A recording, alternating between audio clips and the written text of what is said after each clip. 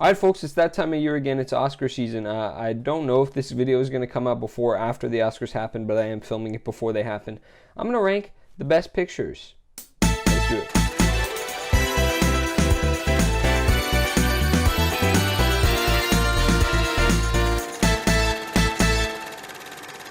All right, folks, so for those of you who saw me do this video last year, I'm going to do it the same way. I have ranked all 10 in terms of my favorite of the nominees, and I've ranked all 10 in terms of the best of the nominees. My opinion is the best, which is the best film, technically speaking, most impactful, all sorts of things, and then which I like the most.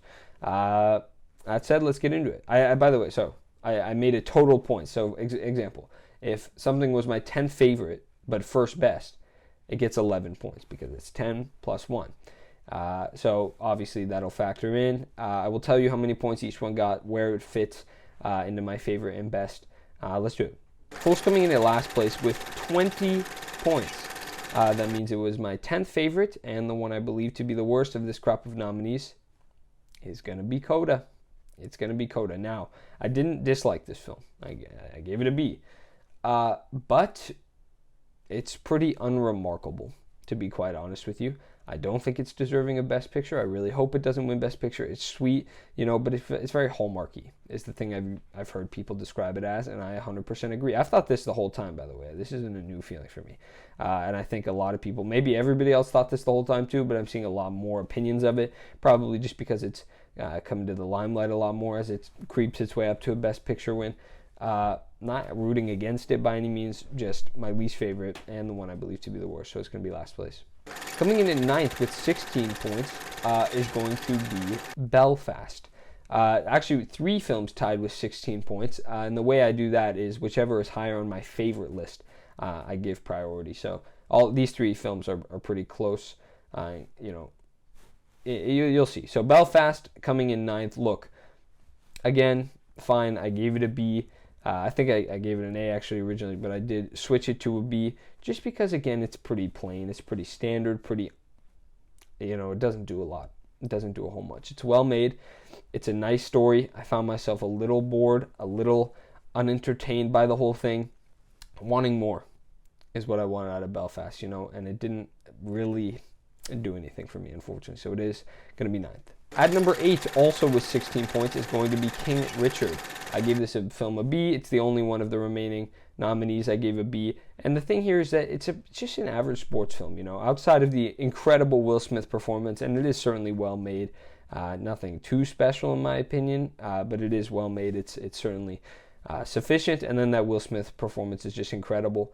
But an average sports film. It's got the inspiring notes. It hits all the right notes. It's whatever, I'm really not too... It's not breaking any ground. And for it to get a Best Picture nomination, again, I'm like, what are we doing here, folks? It just really doesn't make a whole lot of sense to me. But whatever, it's enjoyable. If you watch it, you'll probably like it. It's sort of made to appeal to the broadest amount of people, just like Coda. But, yeah, average. And at number 7, also with 16 points, is going to be Don't Look Up. I actually gave this film an A, and I will tell you what, I did like this film. It's a low A.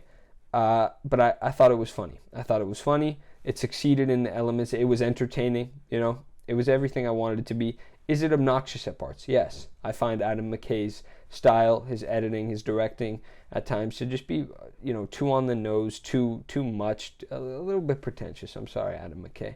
You make good movies. I gave it an A, but it can be a little much. You can go a little overboard, if I'm being honest. And Don't Look Up is no exception to that. Would I have given it a Best Picture nomination? Probably not. But here we are, and it's number 7. All right, coming in at number 6, we have a lot of ties this year because the next 3 are also tied with 9 points apiece. Coming in at number 6 is going to be Drive My Car, a very, very well-made film. It is a little long. It is a little short on substance. It's not very flashy. But it does make up for that in its sort of meditative nature in the themes it tries to give off. I thought this one was very impressive film, just not one that I didn't like as much, and I think that's probably why it's in the bottom half ranked of these films. At number 5 is going to be Dune. Again, just an incredibly well-made film, a film that I did like, But in my review, I did mention just how it feels so much like a part one, and how much that just turns me off of the film because it's so long, it's so slow, and at the end, it doesn't even feel all that satisfying. It feels a lot of it like it feels like chapters of a book, and I don't necessarily know if that's what I want from a film. So it is very well made. I can absolutely admire the filmmaking on display here, and I did like it, but not my favorite. And at number 4 is going to be Licorice Pizza. And the main thing here is that this film is just so charming to me. I really did enjoy it. It was one of my favorites of the last year, and I really liked it. I really like Licorice Pizza. I think it's super fun. I think the performances are incredible. I think the way that it just transports you to this time period and into the lives of these characters is really incredible. It's my favorite Paul Thomas Anderson film. I really, really enjoy it. Not much more to say, guys. I really like this film. Folks, we're into the top 3 now. Coming in at number 3 with 7 points is going to be Nightmare Alley. I adore this film. This film is incredible. I'm so sad. It came out the same weekend as No Way Home, and I really put off watching it for the longest time. And then it came out on HBO Max March 1st, and I still didn't watch it just because I hadn't really heard a lot about it.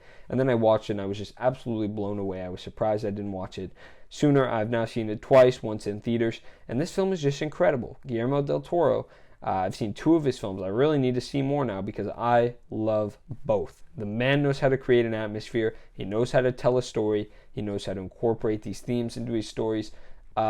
Just an incredible film on every level, and I love it. I love it. But 2 do have to come in higher, I'm afraid. Coming in at number 2 is going to be The Power of the Dog, which is an incredibly made film. Just absolutely spectacularly made. 6 points for The Power of the Dog. And I really like it as well. It is one of my favorite of the last year. I was just blown away by how well this film manages to convey its themes, on how layered it manages to be, on this character study of so many different people. I saw it a second time again last night, and I would just become even more passionate about it. It is really an incredible film. I think it will be a great tragedy if it does not win Best Picture this year. There is one film that I would prefer to win Best Picture. It's not going to happen, but that film is. Folks, rarely when I do these yearly Best Picture lists, I haven't been going back for quite a while. I haven't seen all the nominees from every year, but I have it going back to 2010.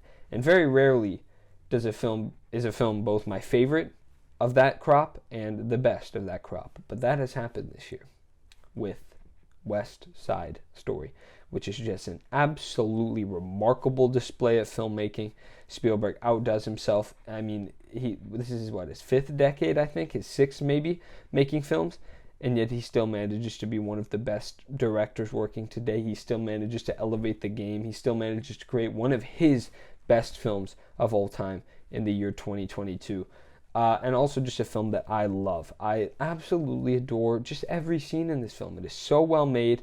The music is just awesome. He updates it brilliantly for a contemporary society, the present day. And I'm really sad. A lot of people seem to just dislike this film a lot, or maybe just don't feel the passion that I do. And, that sucks because I really, really love this film. I wish everybody loved this film. It's just undeniably spectacular cinema on display. And a film that I also personally really love. It won at the Bobs that I did. You can go and check that video out if you want. Spoiler, obviously, but it won. I love that film. I love West Side Story. If it won by some absolute miracle tomorrow, it would literally take a miracle. It would require impossible levels of miracles to happen. But if it did, that would make my year. It would make my life. Folks, West Side Story is my favorite and the best, and the overall best when you combine the points nominees of 2022. 94th Academy Award Best Picture nominees. All right, folks, what was your favorite of the Best Picture nominees? If you want to do a sort of how I do it, the combined point style, or if you want to just tell me maybe your favorite or your best, or, just your overall combined number 1 seed instead of ranking them all 1 through 10, let me know. Folks, I've been to UPC Reviews. You've been amazing. We'll see you at the Oscars, assuming they have not already happened and I get this video out before then. Take care. Bye-bye. I'll see you next year. Next Oscars, next Best Picture nominees.